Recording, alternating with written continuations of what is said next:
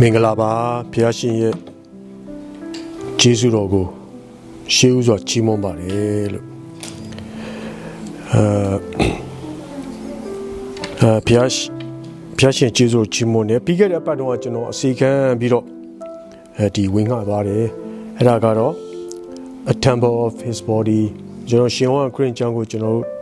ဖြည်းဖြည်းချင်းနဲ့ကျွန်တော်တို့ခံယူသွားတာဖြစ်ပါတယ်ဒီတစ်ပတ်မှာတော့ကျွန်တော်ဒီရှင်ဟောခရစ်ကြောင့်ခန်းကြီးအခန်းကြီး3တွေကနေ1ကနေ10ကျွန်တော်ရွေးကောက်ထားတာဖြစ်တယ်အဲ့ဒါကဒီအထက်မှာမွေးခြင်း born from above ဆိုပြီးကျွန်တော်ခေါင်းစဉ်လေးရွေးထားတာဖြစ်ပါတယ်လို့ကျွန်တော်နှုတ်ကပတ်တော်တွေကျွန်တော်နှလုံးသားတကားဖွင့်ပြီးတော့ကျွန်တော်ဆုတောင်းကြရအောင်လို့เนาะအဖဖေဟာကိုရောဒါလင်သားမျိုးတို့ရဲ့ပူဆောင်ရာကယ်တင်ရှင်တကိုးရှင်ဖြစ်ပါတယ်ကိုရဲ့ဝိညာဉ်တော်သားသမီးရောက်စတဲ့ကိုပေးထားတဲ့အတွက်ယေရှုတင်ပါတယ်ရောင်သားမျိုးနှလုံးသားနဲ့သားမျိုးရဲ့အုံနောက်ကိုကိုရောဒီအသစ်တော်ကိုရောရဲ့ခွန်အားဖွင့်ပြခြင်းကိုပေးလျက်ဒီနေ့မှာကိုရဲ့တန်ရှင်းရဗိမာန်တော်မှာလာရောက်ပြီးကိုရဲ့တန်ရှင်းရနှုတ်ကပတ်တော်ကိုခံယူတဲ့အခါမှာဒီပဲခွန်အားဖြစ်ဖို့ဒီလာမဲ့ရက်တပတ်တာတက်လာလို့ဖြတ်လျှောက်ဖို့အလုံးကဒီနှုတ်ကပတ်တော်ကိုကိုရောကိုယ်ဥဆောင်ပေးပါမိကြောင်းယေရှုမြတ်နာမနဲ့ဆုတောင်းအစပြုအနံပါ၏အာမင်ဆိုတော့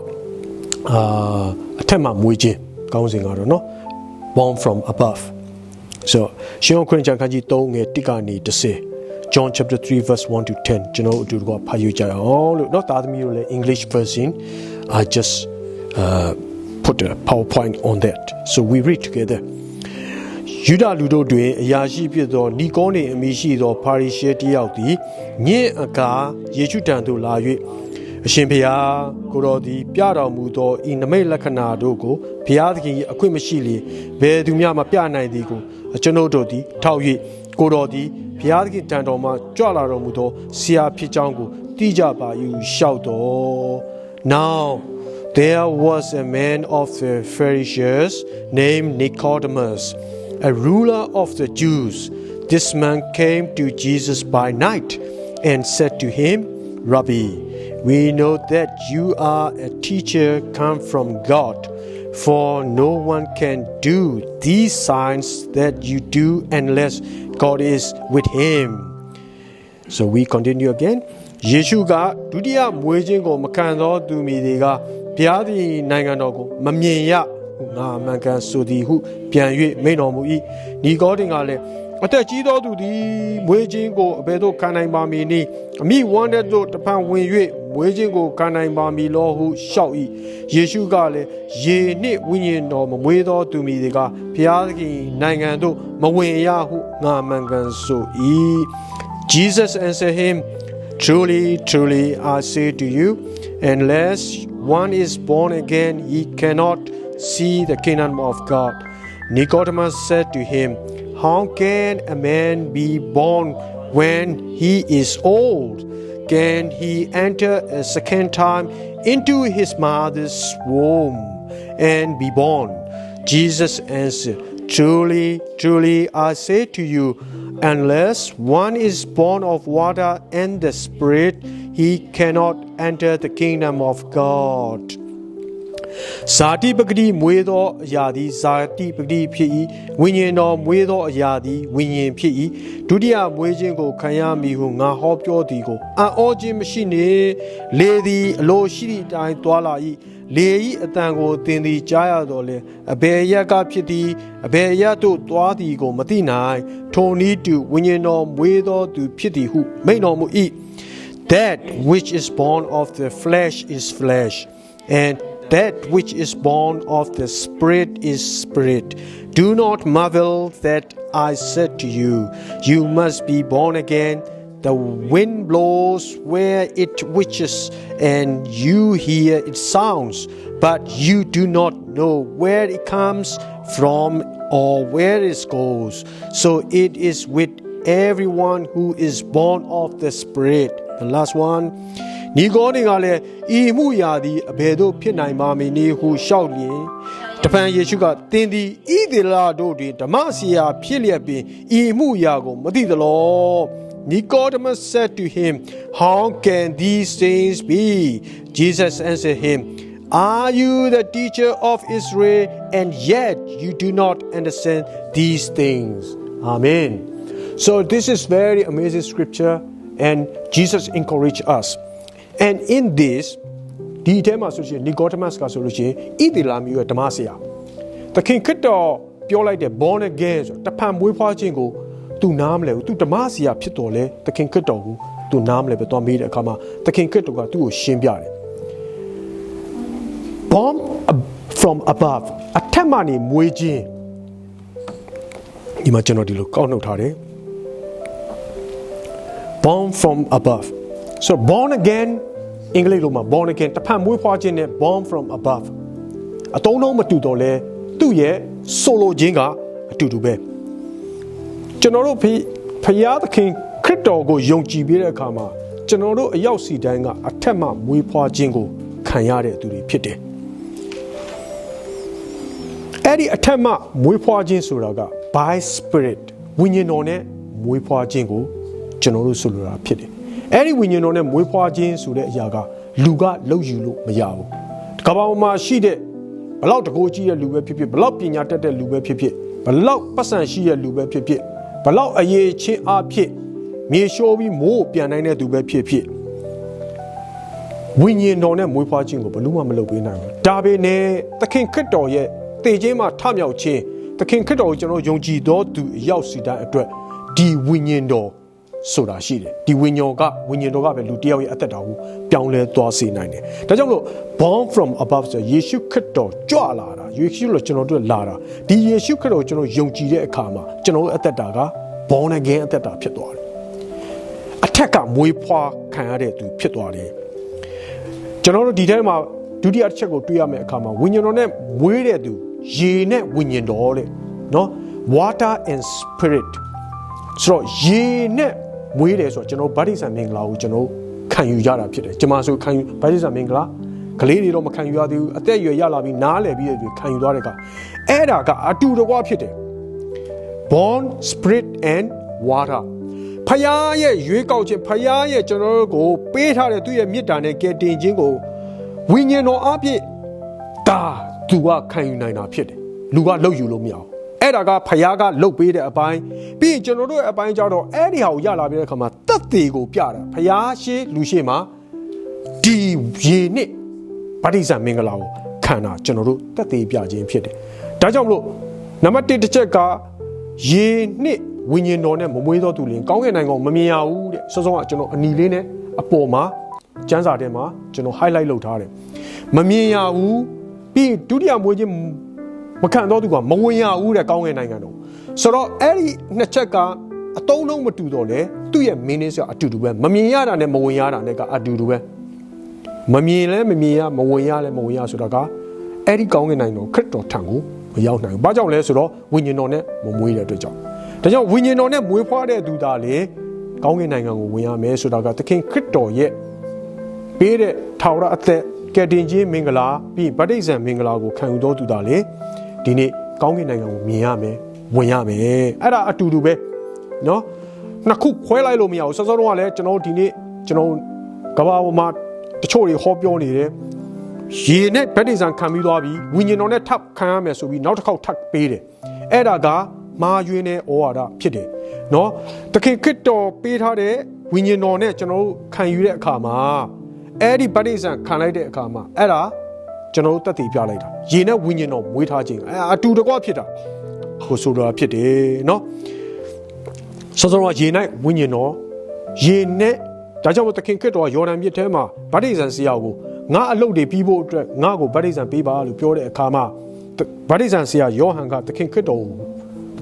ဂျော်ဒန်မြစ်ထဲမှာဗတ္တိဇံပေးလဲပြီးကိုပြန်ထလာတဲ့အချိန်မှာဂျိုးငှက်နားတယ်တဲ့အဲ့ဒါကဒီနေ့ဒီခေတ်မှာကျွန်တော်ဂျိုးငှက်မမြင်ရတော့လဲဖခင်ရဲ့ဝိညာဉ်တော်ရေထဲမှာနှစ်ပြီးခံလိုက်တာနဲ့ပြန်ထလာတဲ့ကောင်ဖခင်ရဲ့ဝိညာဉ်တော်နဲ့ထလာတဲ့သူအဲ့ဒါကို born from above born again တနည်းအားဖြင့်ပြောရင်ခေါ်ခြင်းဖြစ်တယ်ဒါကြောင့်မလို့ဝိညာဉ်တော်နဲ့လှုပ်ဆောင်တဲ့အရာပဲကျွန်တော်တို့ရဲ့အသက်တာကဘုရားသားသမီးဖြစ်နိုင်တယ်လူကလှုပ်ယူလို့မရဘူးเนาะဝ ဝိညာဉ်ကိုလူကဝယ်ယူလို့လည်းမရဘူးဘုရားစီကနေမှပတ်စံပေးပြီးတော့လည်းလှုပ်ယူလို့မရဘူးပညာနဲ့လဲလို့လည်းမရဘူးဂုံပကာသနာနဲ့ယူလို့လည်းမရဘူးဘုရားကိုယ်တိုင်ကပဲဝိညာဉ်သဘောနဲ့ပေးထားလို့ဒီနေ့ဗတ္တိဇံဆိုတာခံယူရတာအဲ့ဒါကအတူတကွဖြစ်တယ်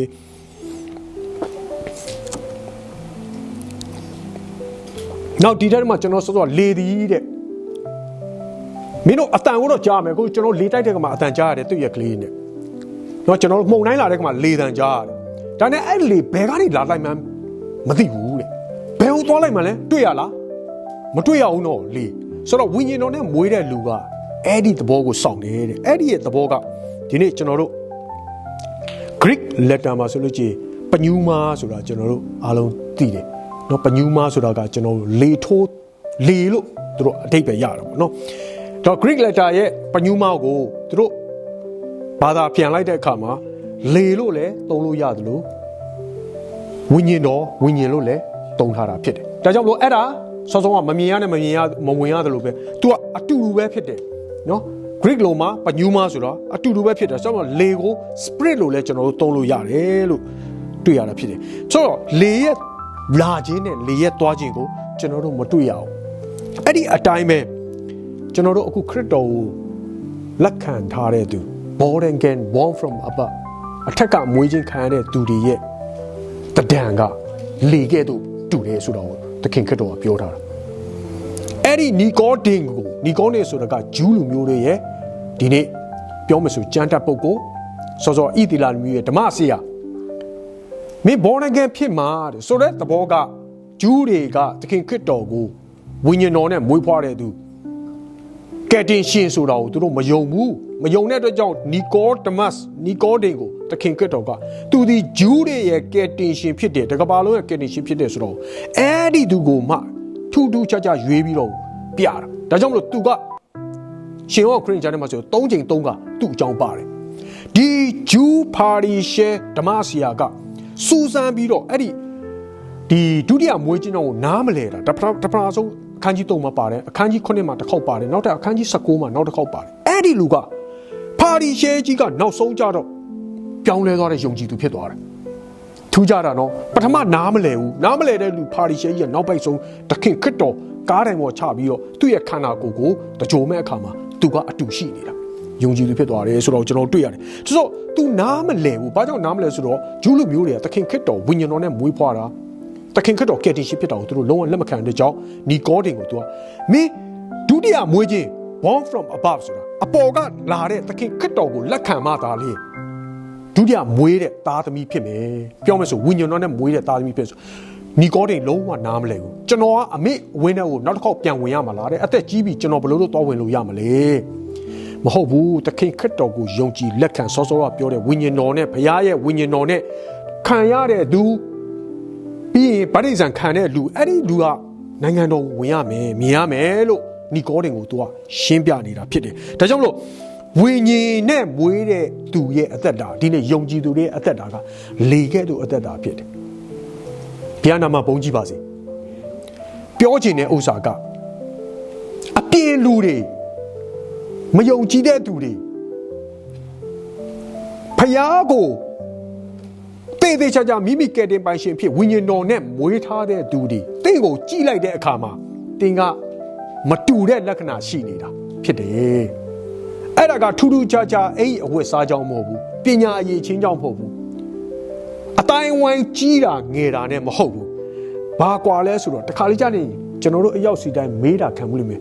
ဟဲကြည်စမ်းနေအပတ်စင်တိုင်းဖျားเจ้าကိုမတက်ရရင်မနေနိုင်ဘူးရှိဘူးလားခံမှုတယ်နော်ဘာကြောင့်လဲမတူဘူးနော်အထဲတဲကဝိညာဉ်တော်နဲ့မွေးထားတဲ့သူကဖျားเจ้าကိုသူ့ဟာနဲ့သူ့ကိုသွားကျင်နေတာတခါကြောက်လို့ရှိရင်သူ့ဟာနဲ့သူ့ကိုပါလဲပေးကမ်းကျင်နေတာဒီဘေးလူနဲ့မတူအခြားသောလူနဲ့မတူဆိုတာကိုကျွန်တော်တွေ့ရမယ်ဝိညာဉ်လူကအပြင်လူတွေကြည့်လိုက်တဲ့အခါမှာအဲ့ဒီဝိညာဉ်လူကတခုခုကိုထူးကြဟဲဘာကြောင့်မလို့အဲ့လောက်စိတ်ရှည်နေတာလဲဘာကြောင့်မလို့အဲ့လောက်ထီကိုလှုပ်ပေးနေနိုင်ရတာလဲကျွန်တော်တို့မေးတာခံဘူးလိမ့်မယ်ဒီမှာရှိတဲ့လူတွေနော်ဝိညာဉ်တော်နဲ့ဒီဖျားအလုပ်လုပ်နေတဲ့လူတွေအမြဲတမ်း တမူတကူကြဟာကြည့်စောစောလို့ဘုရားเจ้าကိုမဖြစ်မနေကိုတွားခြင်းเนี่ยတူမတူးလေဟုတ်တယ်နော်ဘုရားเจ้าကိုကြုံလို့သွားတာရှိတယ်တခုခုလိုလို့သွားတာရှိတယ်ဘုရားเจ้าမှာမဟုတ်ဘူးသူကဘုရားเจ้าကိုအလိုလိုကိုလာခြင်းနေတာကျမ်းစာကိုလည်းအလိုလိုသူ့ဘာသူဖတ်ခြင်းတယ်မတူဟဲဒီဘာဖြစ်လို့တွေ့လိုက်လို့ရှိရင်ကျမ်းစာအုပ်နေလဲကျမ်းစာယူနေတာလားမဟုတ်ဘူးဝိညာဉ်တော်နဲ့မွေးနေတဲ့လူဟာဒီပင်နဲ့အပြင်လို့ကြည့်နားမလဲနိုင်ဘူးဘာကြောင့်ဒေါသကမထွက်တာလဲထွက်ရမယ်နေရာဘာကြောင့်မထွက်တာလဲဖြစ်တယ်နော်ဘုရားကိုခံယူထားတဲ့လူတောင်းအဲ့ဒါကြောင့်မလို့လေနဲ့သခင်ခရစ်တော်ကပြောတာဘုရားရဲ့ဝိညာဉ်တော်နဲ့မွေးတဲ့လူကအပြင်လူတွေကြည့်လိုက်တဲ့အခါမှာတဲ့ပေါ်မှာနားမလဲနိုင်အောင်တခုခုကွဲပြားနေတဲ့သူအဲ့ဆိုရင်ကျွန်တော်တို့ကိုကဲပြန်ပြီးကြည့်ပြီးတော့ဟုတ်ပြီနော်အဲ့ဆိုရင်ရှင်းလင်းလေးကိုသိသွားပြီအပြင်လူတွေကိုကအခုအပြင်လူတွေတို့သူတို့အတူချင်းတူတယ်လေ shopping သွားကြမယ်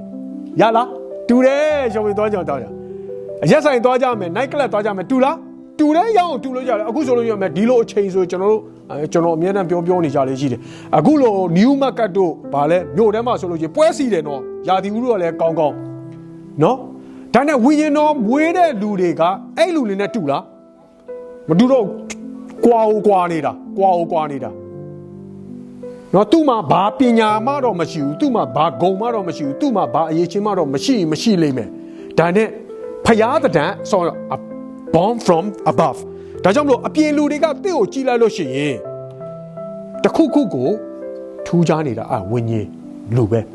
ဒါကြောင့်ဒီနေ့ကျွန်တော်ဝင်ရတာက born from above ဆိုတာ born again အသက်တာအတူတူပဲသခင်ခရစ်တော်ကိုလက်ခံတဲ့သူစောစောကရေနဲ့ဝိညာဉ်တော်မွေးတဲ့သူအတူတူပဲနော်တခါတည်းနောက်တစ်ခါထပ်မွေးနောက်တစ်ခါထပ်ပြီးတော့ဝိညာဉ်တော်နဲ့နောက်တစ်ခါထပ်ခံရမယ်ဆိုတော့ဒီနေ့ဒီ cake တွေက doctrine တွေကအများကြီးပဲအဲ့ဆိုလို့ရှိရင်ကျွန်တော်တို့ရဲ့အသက်တာတွေမှာကျွန်တော်တို့အမျိုးပြောမှဆိုချင် tricky အသက်တာတွေဖြစ်သွားတတ်တယ်ဒါကြောင့်မလို့ကျွန်တော်တို့ဒီနေ့သင်ဟာ born from above born again အသက်တာဖြစ်တယ်ဒါကြောင့်မလို့နီကောဒိန်အောင်နားမလဲပြီနဲ့နောက်ပိုင်းသူနားလဲသွားတယ်တကယ်ကြီးတော့ပြောလိုက်တာသူရဲ့ပေးတယ်ဆိုတော့ဝိညာဉ်တော်နဲ့လှုပ်တဲ့အရာကိုလူလှုပ်လို့မရဘူးလူလှုပ်လို့ရတဲ့အပိုင်းကတော့ဗာလဲဗတ္တိဇံမင်္ဂလာဆိုတာကိုလူရှိမှဖျားရှိမှတက်တည်ပြရတဲ့အသက်တာဖြစ်တယ်ဒါကြောင့်မလို့ဒီနေ့နှုတ်ကပတ်တော်က born from above ဆိုတဲ့နှုတ်ကပတ်တော်နဲ့ကျွန်တော်အစီကံပြီးတော့အရောက်စီတံကိုဝင်ငါခြင်းဖြစ်ပါတယ်ဖျားရှင်ရောက်စီတံကိုကောင်းကြီးပေးပါစေ